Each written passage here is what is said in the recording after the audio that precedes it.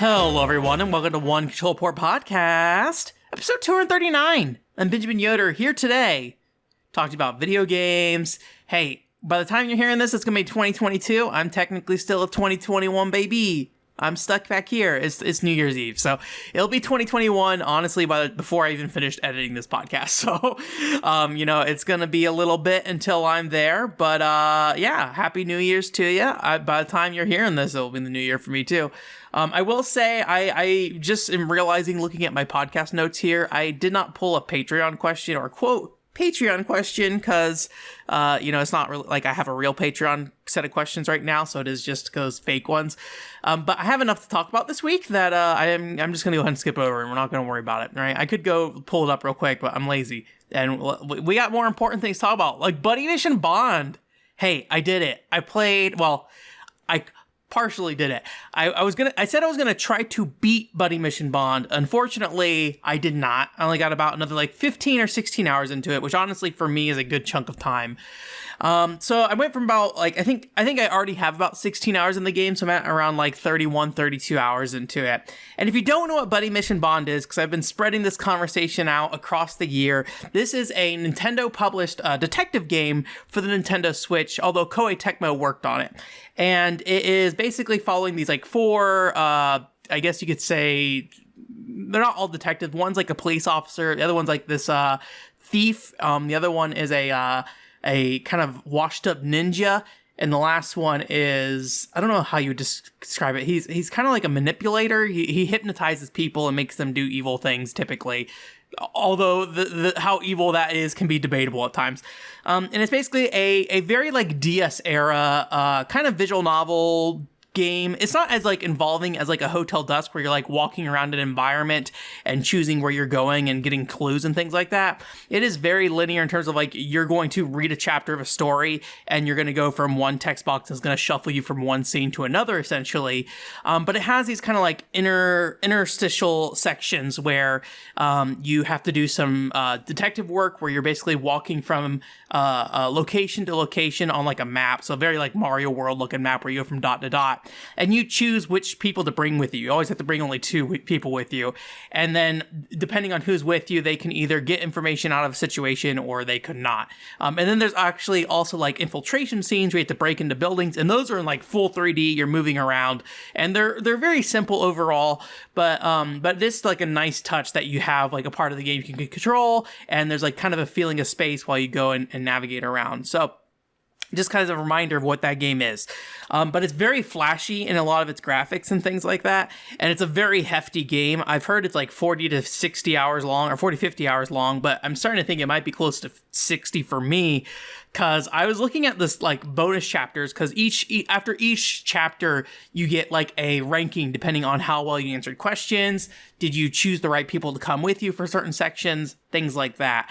And I am still missing half of them, despite being 30 hours into the game. So maybe at the end of the game they dump a bunch of them on you. I will say those special chapters, while they are more broken up than the main chapters, how they're divvied out to you is usually in chunks, because it's after you get an S rank on a mission, you get I'd say 6 of them or sometimes more. And it can take almost as long as a normal chapter to get through them at times. So it's pretty hefty. The whole game is just really, really text dense. And if you don't know, this game was never localized. It came out in February, and Nintendo of America has not said anything about releasing it. I'm not going to say they won't do it yet, because it hasn't even been a year, but I don't know. It seems it's a very text dense game, and I imagine the audience is somewhat limited. It does definitely have a feel of hey, you have these boys and they're interacting with each other. And so, almost naturally the fan base around it's going to start pairing these men together. And when I look at the fan base in Buddy Mission Bond, that is very much what they're doing. These guys who are all, not necessarily in relationships with each other, but the fans will make that happen kind of thing, which I'm okay with that. I think that's kind of fun. And there's definitely a lot of stuff happening in the story that leans into that in a way. Although, I think for the most part, at least Luke and Mokuma, they are very well, Luke's case is weird because he has an ongoing relationship with this one lady through the game that's kind of romantic, but not entirely so far, at least. And then you have Mokuma, who's very much a old man womanizer who likes to hit on ladies kind of thing. But yeah, so I've been playing that, and it's still fun. It's still great. I love all the cutscenes in that game. There's definitely some very, I hate saying like anime stuff because it's not a great description of it. Some over the top stuff. Like at one point there's like a roller coaster filled with bombs, and like a dude basically stops it by punching it and exploding and sacrificing himself. It's like, okay, sure. But it's some fun stuff like that. But it's like really good overall. The voice acting is really strong and everything. But yeah, it's one of those games I don't really see getting localized, just because I think that the audience is just too narrow for Nintendo to consider it. But who can say? They did localize that like Famicom Detective Club or whatever. But I don't know how well that did, honestly. And I wonder if that would is like considered to be a test bed to some degree of like how much is our audience really interested in that kind of like point and click adventure style game. To me, it definitely feels more like a DS era kind of game, though, in terms of that like detective kind of game that came out on there. And you do see Nintendo like dipping their toes back into that kind of like Wii DS space a little bit, but you're not really seeing like the Style Savvies coming out or the Hotel Dusk coming out. Some games that were, somewhat successful on that platform. You just don't see Nintendo doing a lot of that stuff. And so it'd be nice if it got localized, but I don't know if it will. Anyways, it's hard to say if there's anything new for me to say about it other than I still just really enjoy it. It's still really good. It's one of those games where thankfully, like, it's pretty straightforward. So if you are playing it without knowing Japanese, like I do, or like I am, it is really easy to get through. Like I basically, I'm sure you guys are sick of hearing it, but I throw my phone on this little like mount I have that I use and put up the translation software. And like, you're not getting complete sentences, but you're getting like individual words and stuff. And you can like use everything you get from like the people speaking, the action happening on screen, the words that are appearing in front of you. And it's just like, I can figure out what's going on. Like I'm pretty dang like certain of where the story's going. Is there confusion at times? Sure there is.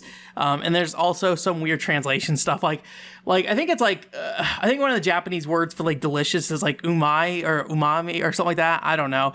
But like Luke always, like whenever he eats food, he always goes like uma, and then he like does like a pause, and then he says umai afterwards, kind of thing. Like I don't know how to describe it, but it's like when you start saying a word, you stop yourself and then stutter for a second and then say the full thing. But then like uma means like a horse in Japanese. So frequently Luke will say when he eats something, horse ... delicious kind of thing. And so like obviously he's not saying horse delicious, but because of that, only the first part of a word being conveyed, and the first part being literally the word horse, it just happens that way sometimes. So there's definitely things you have to worry about with that stuff, but it's usually the smaller stuff. When it comes to like the main story, the language they're using is direct enough that it kind of gets the point across. It's interesting that some games like work better with machine translation than others. And it's more than just like, hey, the text is clear in a way that the translation tool can read it because there's like a solid background. Sometimes I think a lot of it comes down to just the complexity of the language. I don't get the impression that, Buddy Mission Bond has a lot of complex dialogue in it. It is a lot of very straightforward stuff, I think. But at the same time, you also end up in situations with like Happy Dance Collection, which is very much a game made for like children, right? And in that case, I think because the dialogue is so vague in what it's describing, like it just comes across as like nothing in a lot of ways. So I think there's like a happy medium between, having dialogue that is, specific enough that it can pull out keywords that can kind of give you an idea of what's happening, and then going too far where it's just like it's complete nonsense due to the dialogue's complexity kind of thing. So anyways, still really enjoying that, still loving that. Am I going to be able to finish it anytime soon? I hope so. It's just so long. It is just like anytime you play that game, it's just a commitment of like 4 hours. So it just takes a long time. I don't know if that's just me or what. I don't feel like the Japanese text is like keeping me from like moving at a quick pace. Like I'm pretty much pressing the button as soon as the translation pops up on screen. I read what's in there, then move on, right? Like maybe like a couple of seconds slower than somebody just reading it natively, but nothing like bad. I do a bit of save scumming though, because there are those bonus chapters you get for getting the high ranks. It makes a lot of sense for you to do a lot of save files and basically roll back if you need to. But as soon as you make a decision in that game, you know whether you've screwed up or not. So it's like really easy to go back like 2 seconds to the last decision you make, and most of the choices you can save during them as well. Not all of them actually, but most of them you can. So it's something that I think the game is just really, really long and dense is the thing. So I don't know. I am hopeful that someday I'll be able to do some kind of video on that, but I'm not really great with like very story heavy games. I'm somebody who likes talking about mechanics and game structure and things like that, or sometimes it's just like a literal feel of a world of a game. And there are parts of that I can do in Buddy Mission Bond, but because it's so dialogue intensive with like character interactions happening, I worry that I don't have the skill set to really like describe it super well, but we'll see. Maybe not. We'll see. I'll just have to beat it first and foremost. I don't really have in my mind, like sometimes when I'm playing a game in my mind, I can start putting together what a video would be for it. In the case of Buddy Mission Bond, I have not really been able to do that yet. So, and I don't get the impression it's gonna like change all that much. It's just gonna be how comfortable I feel about actually talking about it. And yeah, I don't know. I'm kind of on the fence. I really wish Nintendo of America would localize it though. That'd be nice. So I would buy it again for sure. And then I also played some Cheer We Go this week. Not a lot, maybe like an hour, but it is like a 3 to 4 hour long game. So, I probably got a chunk of the way into it. If you don't know what Cheer We Go is, it is a rhythm game on the DS, similar to like a Princess Debut or Imagine Figure Skater kind of thing. Elite Beat Agents for non-games for girls stuff. So you have like things you touch on the touchscreen during the rhythm sections to play out to a song. But what's interesting about this game, to me at least, is that it is the game that came out before Gabriella's Ghostly Groove from that developer, Santa Entertainment. So playing this game it's kind of interesting to see, because a lot of the assets from Cheer We Go, or a chunk of them from Cheer We Go, like some of the music, sound effects, graphics, things like that, almost get pulled directly over to Gabriella's Ghostly Groove. So it's interesting to see what they reused.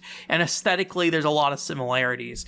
And I personally prefer the world of a game like Gabriella's Ghostly Groove. As you could probably expect, Cheer We Go is a game about cheerleading. But I'm finding that, at least so far, I think I prefer Cheer We Go as a game. And I think the reason why is pacing. I feel like Cheer We Go, or Gabriella's Ghostly Groove, is a game that feels overly slow in both its dialogue and like the progression of the story. And it's a game that feels more, I guess adolescent would be the right word. It feels like a game that's made for small children. And I don't mind that per se. Like I like Frankie. I like the story behind Frankie and stuff, and like these characters have very simple plot points behind them. Where Cheer We Go feels like a game for a little bit of an older audience, and when I say older, I'm talking about like, I don't know, 10-year-old girl audience, so barely, right? But it feels like a game that had like it has expectations out of you as a player with the ability to follow a story, and so it feels like the game moves a lot faster. And really, all the story is, it's pretty simple. You're basically a girl who comes back after being moved away from a town for about 3 or 4 years, and you get to the school and you find that like the entire town is basically like on a down slump. Like the economy is down, the school morale is down, the sports team morale is down. So being a cheerleader, you cheer them on. So, everything you go do, and all the problems you solve is done through mostly cheerleading. So it is a game about cheerleading, but it is like a fun little, you get these like fun little character episodes where like, say for example, there's like a karate match thing that happens, and there's basically a guy who is like the winning champion, but every single time he wins is because his opponent forfeits, and it turns out that he's like basically like, I don't know what the right word would be, basically just lying about like certain things happening. So like he tries to tell the guy that his like mom's in the hospital, or rather he tries to get him information that suggests his mom is in the hospital. So he'll leave the tournament and he has to forfeit, kind of thing. But like the whole story of it at the end is like, you just need to be confident in your own skills. And like at the end of the day, he puts up a good fight during the karate match or whatever it is. But he was too scared to rely on his own skills to succeed, right? And so he had to to basically cause all these people to forfeit. So he's like basically playing dirty. So it's a lot of those kind of stories, right? Nothing particularly fancy, but the dialogue is entertaining, I think, is kind of the big thing with those games. Like, if you're okay with those kind of like children's games, like, I don't know, I think it's usually just kind of humorous dialogue and certain characters kind of standing out in how they communicate and things like that, and what the character interactions are. You know, again, very kid-friendly stuff, but I'm really enjoying it. It's a little slow in terms of some of the menu-driven aspects of the game, but overall, it seems like a game that moves faster than Gabriella's Ghostly Groove, at least, which pains me a little bit because I do like Gabriella's Ghostly Groove a lot. But honestly, not so much for game reasons that I like Gabriella's Ghostly Groove. I think I mostly like the world of Gabriella rather than the game itself. So, Here We Go feels like the better game, unfortunately, but yeah. Get into news this week. So we have what was originally going to be like a miracle news week, is now suddenly also a very sad news week as well. So Konami announced quite a few things over the last time that we talked about news stuff. This actually was announced before last week's podcast, but Bombergirl finally launched on PC. They finally did it. Apparently it's based off like a older version of the game, so it's not up to date with the current arcade version. So I think everyone on PC is just playing against other PC players, basically. I have not tried it myself yet, but I looked at the website a bit, and it looks like you have to register like some kind of Konami account. So I got to look into see, does that have any requirements for me to live in Japan or have a fake address that I can put in for Japan, things like that. So I need to sit down and kind of figure that out. And then obviously, it's like basically an arcade model where you have to basically pay per play for all intents and purposes. You pay in bulk, but you have to pay money to play the game, basically. And so we'll see how, I don't know how hard that would be, but I will probably at least try to play Bombergirl on PC at some point. I get a good feeling it's probably going to be like on a VPN or require me to have a VPN. And at this point right now, honestly, I'm not desperate enough to play Bombergirl that I'd get a VPN probably, but we'll see. But I'm glad it finally happened. I probably should look up, let me see if I can look up real quick, like the first time we mentioned Bombergirl on this podcast in that PC port, because I honestly was like, this is never going to happen with how long it took. This says January 2021, but I feel like that's wrong. It feels like it's been a lot longer. Maybe it's just been a long year, but I feel like Bombergirl has been something that we've been talking about like way longer than just a year. So anyways, well, maybe I'll need to look into it later, but it feels like it's been forever. Either way, Bombergirl is here. Bombergirl is there, ready for you. If you know how to access those, or if you have a Japanese Konami account, I forget what it's called, go at it. Go at it, buddy. Go defeat the Bombergirl. I played Bombergirl in the arcade in Japan. I thought it was pretty fun, actually. It's like a weird Bomberman. I don't know if you call it a MOBA or what. There's like towers on the other side. You go and bomb the towers, things like that.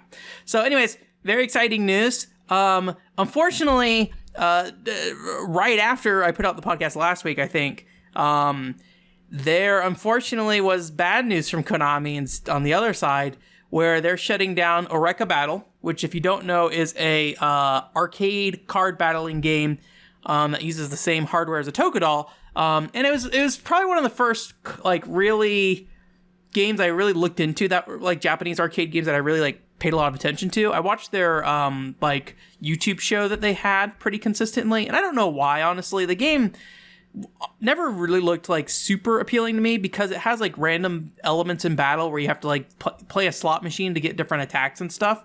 And I did play it when I was in Japan, and I just did not love it. But what that led into was me finding out about Otocadoll, because Otocadoll is not only the same developer, most likely, but also it uses the exact same arcade hardware, basically, in terms of the internals. So it uses the same setup, control layout, printer rolls, all that stuff. So when I saw Orecabattle getting shut down, I was like, oh no, is Otocadoll getting shut down? And sure enough, it is. So Otocadoll will be going offline as well. They didn't have a Otocadoll Twitter feed. They did have an Orecabattle Twitter feed. So they posted Orecabattle on Twitter, but Otocadoll, they just put it on their website. And unfortunately, it was hard to translate the website because all the text on the Otocadoll website is like an image rather than, or rather, it's not like copy pastable, right? So you can't just like dump it into auto translator and translate it. So, but they are essentially shutting it down starting March 31st. Obviously, with a lot of these arcade games, they have like an offline mode if there's no server, where essentially you can still connect in and do certain things. Usually play a very limited set of features on a game. It's more or less just like oops, the servers are down, sorry. Here's some way you can, spend money and still get a taste of this game. It's not usually really intended as like a long-term solution for playing a game kind of thing, the offline part of it. So for all intents and purposes, in my opinion, Otocadoll is basically dead in that regard, which is unfortunate. It's sad. I'm so glad that I did play it in Japan, because with all the travel restrictions from COVID and everything, like there would have been no other point that I would probably realistically be able to go back and play it, right? Unless I went to sit in quarantine for like 2 weeks, and that would be a nightmare on its own.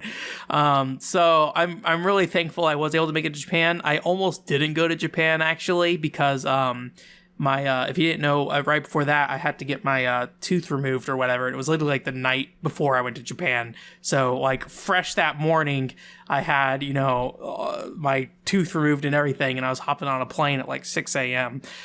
So it was rough, but I did it all for Otocadoll. We're all here and ready to go. It is very sad though. Like I didn't realize just like how much I missed Otocadoll until I like really sat down and started thinking about it. And also like the Japanese Otocadoll community were definitely posting about it and everything, and I was really, really disappointed to see it go. They are doing a couple of like special promotions for the end, which includes like there's like rival card seasons where you can pull like these special rival cards out from the system, which is something I didn't really talk about in the video because unfortunately I didn't really get time to mess with it while I was in Japan.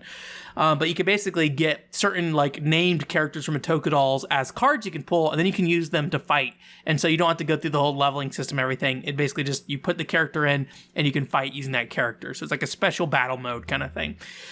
So they had like different seasons that those cards were released in. So they're basically sorting through those seasons again and one last time so people can go and get all the rival cards they want for that. And then they also, I think there's some kind of glitter card thing going on. I think basically that they are giving you the ability to get like holographic cards easier than usual. I think you have to pay like 100 yen beforehand. So it might be that it's like a free upgrade to glitter cards or something like that. Again, the website's text is hard to translate, so I don't know if that's actually the case, but it's something to do with the holographic cards in that regard. However, I was looking at a lot of Japanese Otocadoll fans' Twitters, and it looks like what's happening is that these machines they're not making the printer rolls anymore, and so some of these arcade companies are not ordering the printer rolls anymore, so they're running out of printer rolls during this promotional period that's happening, or already running out, and so people can't actually utilize these functions, which kind of sucks. But that's how it is. The game is dying off. I'm glad they at least did it, but yeah, if the arcade, provider's just like, well, why order these still if this game is shutting down kind of thing, then yeah, I don't know. So, as far as I'm aware, those Konami printer rolls are specific to it. Actually, I'm kind of curious. I think the Konami machines, they're like Konami card printing machines, but in thinking about it, I think they're like different type of cards. I think they're like paper cards, where this is like almost like a plastic roll that gets cut off. I think these rolls specifically are for these Oreca and Otocadoll machines, so I don't think they use them for anything else. So I don't think they're printing or creating those rolls for any other game at the moment at Konami. So apparently there are a couple of Otocadoll machines here in the US, I've been told, but they are in private collections, I believe, and also the rolls are apparently incredibly difficult to get, or were incredibly difficult to get already, so I'm sure it'll only get harder as time goes on. So anyways, rest in peace, Otocadoll. I'm glad that I've got the chance to play you. I uploaded, so there's a couple things. I used it as an opportunity because I wanted to make an update video, because in the Otocadoll review I did, I mentioned, hey, this game's probably going to shut down at some point, because like it had been already, by the time I talked about Otocadoll, it had already been 3 years since the game got an update. So I was like, this game is probably on the path to death, basically. So I wanted to make a update video for that. So I decided to test YouTube Shorts. And the reason why I also wanted to test YouTube Shorts was because YouTube Shorts do vertical video. So in the same way like TikTok does, right? So I assume that, they are trying to compete in that space. And in terms of how YouTube Shorts work, that seems to be the flow they're looking to do. Whether YouTube's going to be successful in that is a whole other thing. But that's what they seem like they're trying to do. But Otocadoll is a vertical playing arcade machine. It uses a 1920 by 1080 monitor that it rotates on the side, and you can play it vertically. So I was like, this actually would fit nearly perfectly. The only problem was I did use a little bit of Sullivan program gameplay at the end, which is a home console game, so it runs in a standard 16 by 9 frame. But for the most part, I could just basically plug that video in directly and have a full 1920 by 1080 resolution that would just appear on your phone for that video kind of thing. So I wanted to test that out, play around with it a little bit, see what YouTube Shorts were like to make, how to export out those videos, see how that would work. So that was a fun exercise. I'm not sure if I'll be doing more of those in the future, but I wanted to try it.